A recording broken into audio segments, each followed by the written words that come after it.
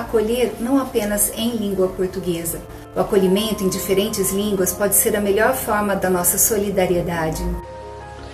Para muitos imigrantes e refugiados, a língua é a única pertença que conseguem trazer de seus países. Olá, eu sou infectologista da Faculdade de Ciências Médicas da Unicamp e vou falar com você hoje sobre a importância de se usar máscara de tecido.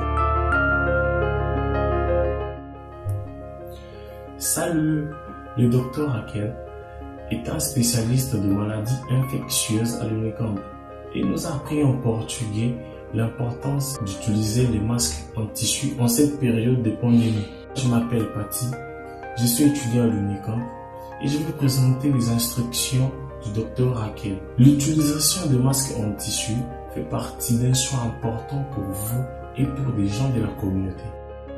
Les masques en tissu doivent être utilisés que par des personnes qui ne présentent aucun symptôme de maladie. Et l'utilisation de masques chirurgicaux doit être utilisée que par des professionnels de la santé ou sur avis médical.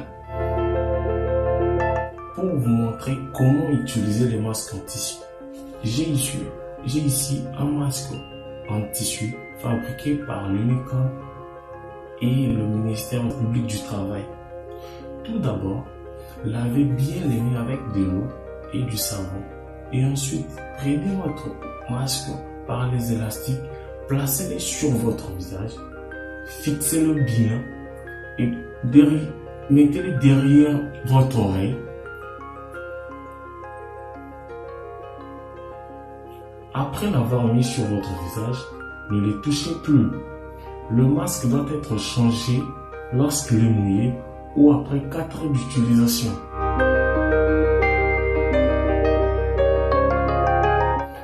Pour retirer le masque, tenez-le par les bandes élastiques et placez-le dans une feuille ou dans une enveloppe. Encore dans un sac en plastique. Ne le mettez pas dans une poche, dans un sac ou toute surface avant d'arranger le masque.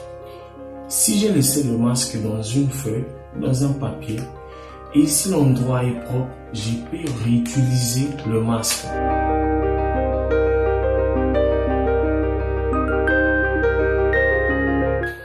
À la fin de la journée, lavez votre masque avec de l'eau et du savon et jetez ce que vous avez utilisé pour le stock.